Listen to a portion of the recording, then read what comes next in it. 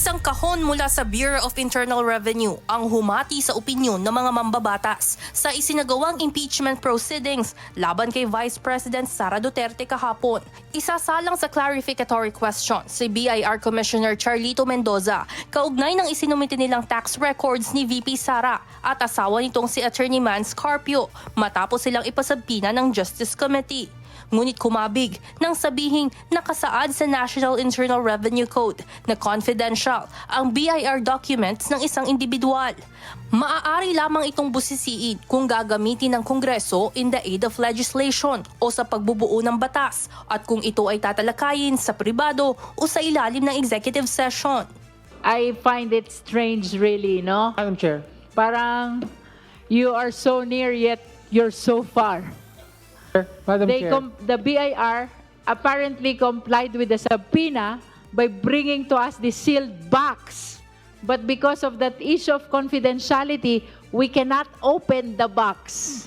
Karamihan ng miyembro ng komite naniniwalang ibang proseso ang impeachment sa legislation. Kaya naman ayaw nang ipilit na buksan ang kahon at nag-iingat sa mga batas na maaaring malabag nito, lalo na at simula umpisa ay naging maingat na sila sa mga proseso ng naturang reklamo. Had the law intends also to include as an exemption impeachment proceeding, then it would have been spelled out clearly in that law. Since nawala po, we cannot interpret and provide our own interpretation doon sa batas na yun, which is clearly wala na po doon. Pero para sa iba, special constitutional duty ng Kongreso ang pagsasagawa ng impeachment proceedings. Sabina rin ang inisyo rito at hindi simpleng request sa BIR para ihain ang tax records. Dagdag pa nila, maaari ring magamit ang mga natatalakay sa pagdinig para mag-abyenda ng mga batas na isa sa mga nabanggit na exception para mabuksan ang records. Kung umabot sa trial sa Senado ito, kahit ang Senate sitting as an impeachment court, hindi nila pwedeng buksan yan kung ganon. Diba? Dahil makitid ang magiging interpretasyon dun sa in aid of legislation. Or we can go with the interpretation that in aid of legislation is in a very broad and generic meaning.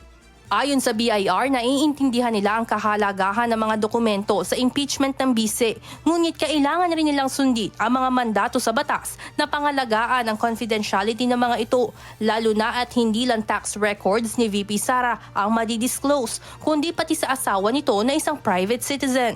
Bunsod ng pagkakahati ng opinyon at gray areas ng sitwasyon na pagdesisyonan ng komite na pagbotohan kung anong gagawin sa kahon. With 21 votes in the affirmative, 4 votes in the negative, and 0 abstention, the motion to lay on the table the issue of opening the box is hereby granted. Mayorya ang bumoto na ipagpaliban muna ang pagdidesisyon kung anong gagawin rito. Pinirmahan na rin ito ni BIR Commissioner Mendoza upang matiyak na hindi magagalaw habang nananatili sa kustudiya ng Kamara. Ayon sa chairperson ng Justice Committee, reresolbahin nila sa nararapat na panahon kung bubuksan ba o hindi ang kahong naglalaman ng tax records ng Vice Presidente. Evan Alvarez, humahataw sa Balita Ngayon.